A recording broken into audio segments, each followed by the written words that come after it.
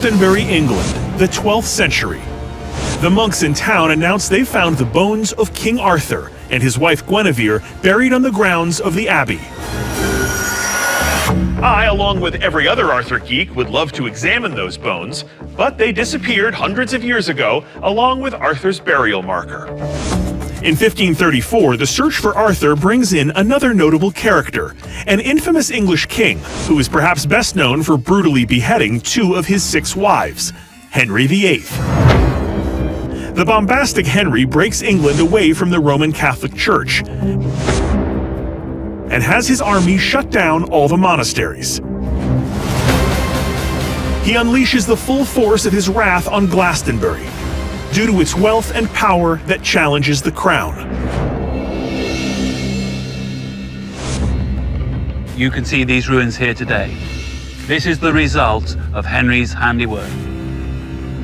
And the alleged remains of Arthur's body and his tomb were destroyed or lost.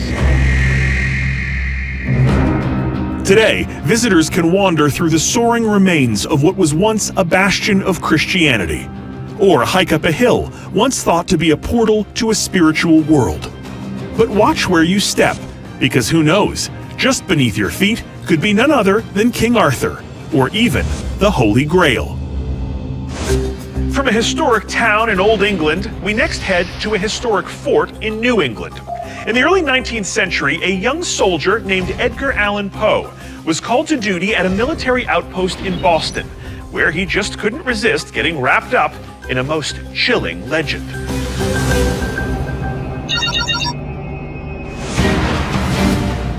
The lifeblood of Boston is its harbor, and one of its biggest claims to fame is the Boston Tea Party, America's most celebrated act of vandalism. But the harbor's most imposing landmark is a 15-acre granite fortress looming just offshore on Castle Island. Welcome to Fort Independence. Originally built in 1634, the fort was designed to protect the colonial town of Boston from attack by sea. Nearly 200 years later, however, it allegedly became the site of an assault from within. The year is 1827. The newest private to report for duty at Fort Independence is 18-year-old Edgar Allan Poe.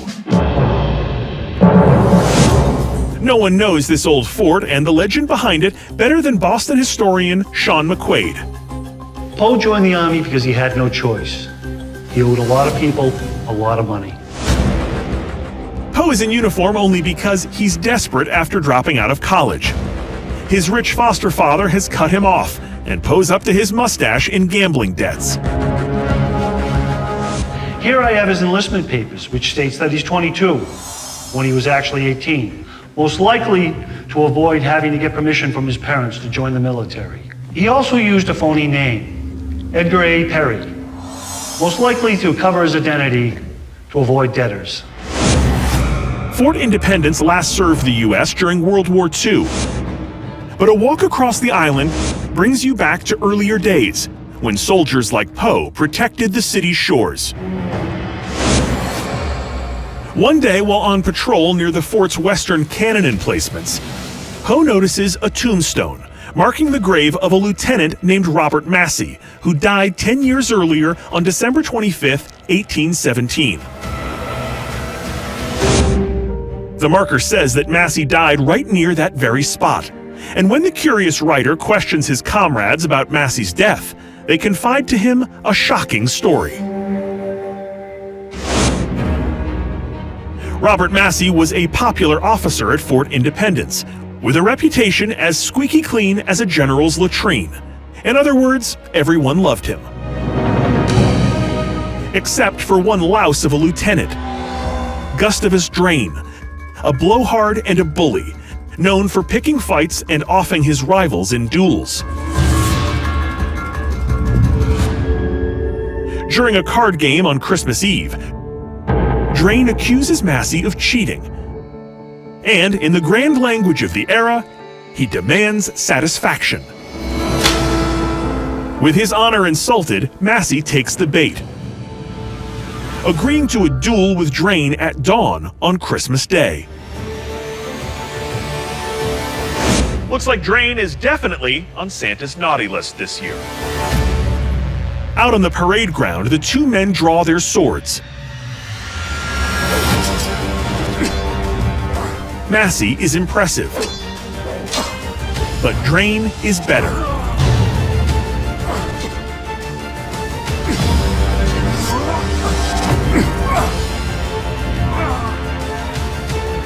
A quick thrust,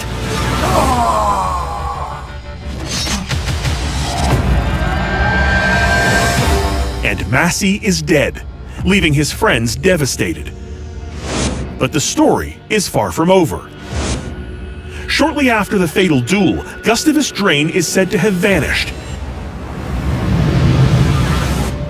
And rumors swirl around Fort Independence that he's a deserter. Young Edgar Allan Poe is spellbound by the soldier's story. But the ending will hit him like a ton of bricks.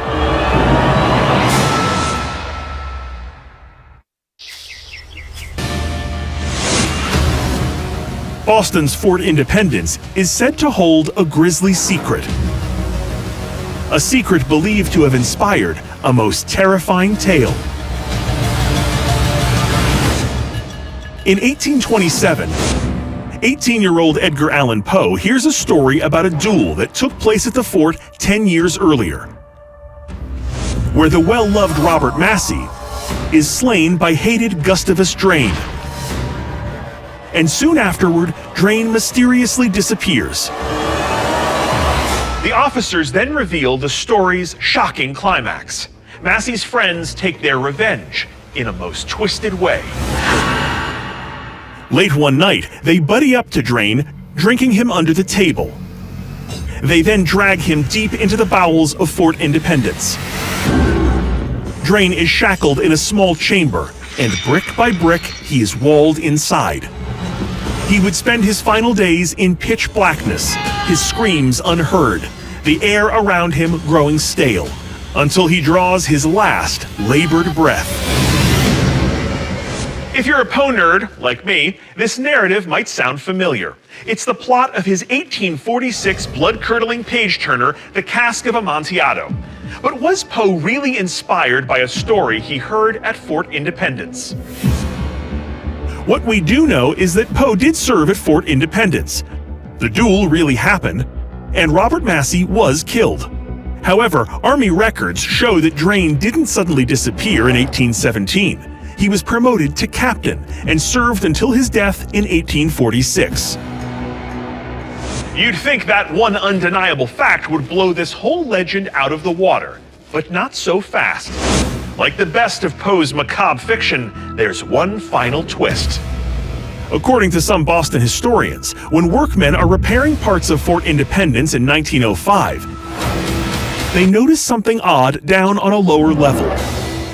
A wall that doesn't appear on any of the blueprints. They hammer through the mysterious brick wall and make the ghastly discovery of a skeleton, shackled to the wall, dressed in the ragged scraps of an old army uniform. The mysterious remains were never identified. An unknown soldier turned prisoner who gives this legend what I'd call a perfectly poetic ending. While 3,200 miles east of Boston, in the medieval city of Alcobaça, Portugal, you'll find a different kind of tomb, one that from the outside appears to be a touching testament to true love. It stands in a 12th century.